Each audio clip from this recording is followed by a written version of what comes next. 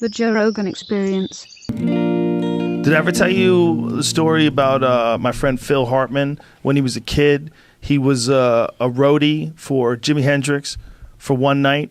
He was like whatever you would call it, a grip, someone who's on the staff, stage tech, yeah, or something stage like tech, that, stage hand. Yeah. And he was a teenager, and Hendrix is at the whiskey, and he's there putting his hands on the speakers, making sure they don't fall over because they were kind of perilously close to the edge, and Hendrix is just fucking going off. He was just going off right in front of him. Right in front of him. And he said, dude, he goes, he was feet away from me. I could have touched him. He was Hendrix. Phil Hartman told me me and Phil Hartman got high a couple times when we did news radio together. It was one of the only couple of times that I got high during that era. It wasn't much. He got high. He got high a lot. As a matter of fact, I might not have even gotten high. I definitely got drunk. Anyway, he was telling me about when he was a teenager that he worked with Jimi Hendrix. He was a stage tech at the Whiskey. Wait, so how old was Phil then? He must have When been... I met him, I want to say he was 46 when I met him, coming off of Saturday Night Live. So like 90s? 94 is when I met him. Okay. And I want to say he was like late 40s. So when he was a teenager... Jimmy died in late 70s, right? He died in 1970, I think, right? Oh, early 70, yeah. Okay. 70, straight up. So Damn. how old did Phil? So when I met Phil, it was 94. That was 24 years later. Does that make sense? If he was like 19 at the time or something like that. Wow. So anyway, he's a kid, and Hendrix is right in front of him, and his job is to make sure that the speaker doesn't fall into the crowd. So he's standing there, and he's looking up at the stage. He's standing in front of the stage, and fucking Jimi Hendrix is right in front of him in his prime. You know, when everything is going down, you couldn't believe he was real. You couldn't believe he's standing right in front of you. God. Like a Hendrix didn't exist before. There's no pre-Hendrix. There's just Hendrix, and everything else is like what? Like you read about Eric Clapton, like Eric Clapton's quotes about seeing Hendrix play for the very first time. It's fascinating. Yeah. Because you realize, like with these top of the food chain guitarists, go to see Hendrix and they go, what the fuck are we doing? What are we doing? Yeah. What is he doing? What the fuck is happening here? Yeah. And then Phil said it was happening right in front of him. Phil, would dabble in music for fun. He really enjoyed like playing guitar and fucking around. Wow. So for him to be a kid and to be standing right in front of Hendrix performing was like, whoa. That's a new one, right? Dog Whistle's only been around for like 2 years. People calling something transphobic or homophobic or sexist, dog whistle, like holy shit, like you can't say anything anymore. Well, let's go back to the basics. I was on the internet very early, 1987, before the World Wide Web. And you may remember we had something called Usenet groups. Yes. And the Usenet groups, and the way it used to work, because we didn't really have a widely spread internet back then except in universities. And I was on MTV, and when I saw the internet, I'm like, holy fuck, I'm emailing with my audience, who were not counted in the ratings, by the way. College audience don't count in the Nielsen ratings, or at least didn't at the time. And they want something very different from what MTV is playing. So I was like, wow, this is interesting. So I got into these Usenet groups, and the way that worked is you'd post something, and then overnight it would be copied all around the internet, and you had to connect to a special server, and you pulled in the groups that you had subscribed to. And so really it was kind of it wasn't an immediate conversation, but you'd post something, and then people would reply back. And I just kind of jumped in 2 feet and immediately, fuck you, commercial MTV asshole. What are you doing here? Fuck off. You're not supposed to quote like that. You're supposed to quote at the bottom and the top. And I was like, whoa, what's going on? And what that was is the minute you have the opportunity for people to say stuff anonymously, they turn into giant dick bags. Almost everybody. This is just an easier way to do it. Yeah. Now we've made it so easy, and with all the little, the blips and the blooms and the rewards that you feel when something is posted or someone goes against you, and it's like, and again, I think amygdalas have swollen because of this. So then you get this you respond differently to what you think is an attack, and the attack, and you know this shit, registers in your brain as something really dangerous, and I'm going to go back at them. But they're anonymous, and that's the best thing. Then the blue check mark became a little more interesting. which I don't have. And I tried to get one for a long time. And someone over there hates me, and now Really? Oh yeah, they wouldn't. No, That's what it is? They hate you? So they what give else you a could it blue- be? I've never gotten a blue check mark. I don't want one now. Now, to me, it's the mark of the beast. You got a blue check mark, I'd be looking over my shoulder, man. I was like, So now that's become kind of those are the people that now risk being deplatformed because you have status. Right. And so it's fun to bang against these people like, fuck this guy, I'm going to bang against him. So it's some human nature that just exists within us. It would be really easy for me to go online, under whatever Twitter handle, Joe Rogan, you dick. I wouldn't say that to your face. Look at you, beat me the fuck up. So no. Both my parents converted from Judaism to Catholicism before they met each other. Whoa. Yeah, it was very unusual. How did story. that happen?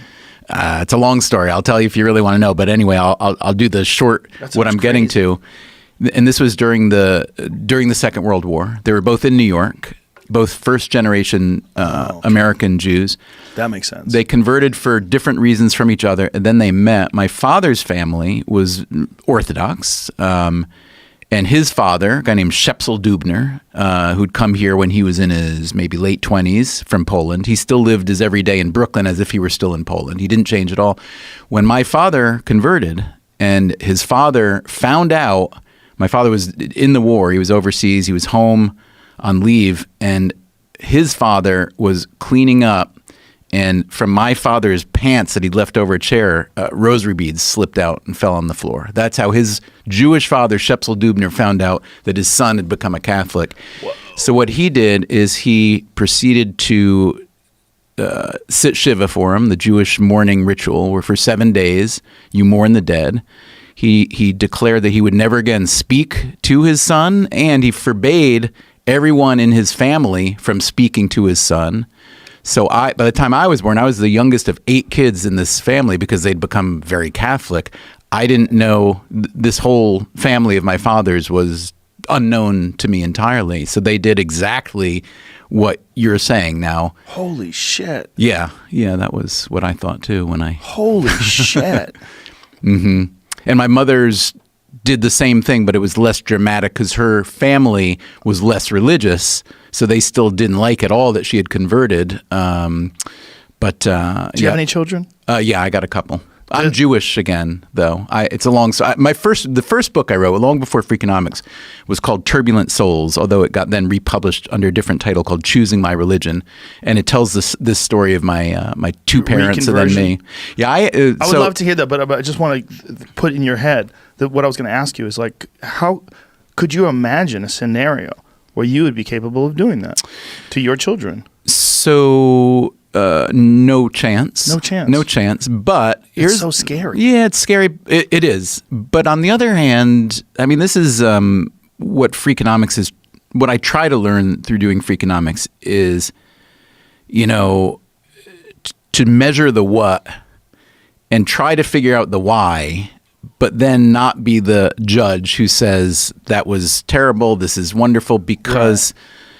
Different people have... Look, if Dubner were here and we could ask him, what's your side of the story? He could tell us a story that might convince us that, you know what? This son of his did a terrible thing to the family. He did a terrible thing.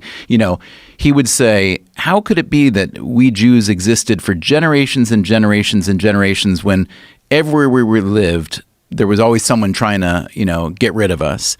And then we finally come to America, the land of freedom, religious freedom, economic freedom. And here, after generations and generations of forefathers fought to stay Jewish, here my son decides to become Catholic. What are you thinking? So, everybody's got a perspective. Everybody's got an emotional experience. So I try to respect that. But no, I would not do that to my children. That what are they pulling it back with fishing wire to keep it up on his head? It just he seems oddly stiff. You know what I'm saying? Yeah. Like it seems like everything's pulled. Like there's not I expect a certain amount of laxity in a man's face when he reaches a certain age, particularly around the forehead area. I'm just not seeing it. I'm not seeing any movement either, which makes me wonder about that. Like I want to see expressions in your forehead. My worry is his lack he has a very big. He lacks the ability to have like a cohesive story. Yeah. Like he's not good at being like. Have you ever seen him talking to the kids by the pool? It's the weirdest fucking clip. Talking about his hairy legs. What the fuck? He's Yeah. like to a bunch of little black kids. He's like, and the black kids would come up and they'd see my hair go up and bubbles come up. And they touch my hairy leg. What the fuck? I just think his brain he's losing a lot of. I tweeted something this morning because someone put up a video of of models on a runway on a catwalk, and they're all tripping and falling at the same spot. These dumb shoes they're wearing, and I was like, "This is Biden's brain cells." It's like they think they're on the right path until they get to the spot, and then they just can't fucking. Did you see the thing that he was talking about? God creating women. No. And then He called his wife they his were sister or created some by, shit. I forget what it was. I forget what the gaffe was, but it was one of those. We listened to him like, what are you saying? Like it's like he has no brakes. Like Right. his car is going down the hill. It's like, oh, geez, I hit a fucking tree. He's like, hit the wall, fuck Here it. it is. Can't remember the word creator. Refers to God as the thing. Hey, actually, I like that more. That's funny. You know what I think? I have a different The take thing. on it. Let's play it because I have a different take on it because when I listened to it, I said, oh, I know what he's doing. Which one do you think it is? First, The or second? bottom one, the second Yeah. one. He doesn't want to. Here, let's We wait. hold these truths to be self-evident. All men and women created by go. You know the thing. Stop. Pause. You can't be president. Stop. Pause. Pause. Listen, we can't play any games here, folks. This is a really old man who can't talk. Like, this is not a joke. Like that right now. You know Yeah. the thing? Play that again. Play that again. This should get you into a mental hospital. Right. They should be like, hey, Joe, are you all right? We hold these truths to be self-evident. All men and women created by go. You know the He thing. had 3 strokes while he was saying that. The first one, what was that word? Self-evident? Is that what We he said? hold these truths to be self-evident. But it yeah. didn't even sound right. Hear it again. Listen to it. We hold these truths to be self-evident. What was- Self-evident. All men and women Self-evident. created Self-evident. He's drunk. That dude's either drunk or he can't talk. We are just choose to be self-evident. He shouldn't be doing this anymore. Self-evident.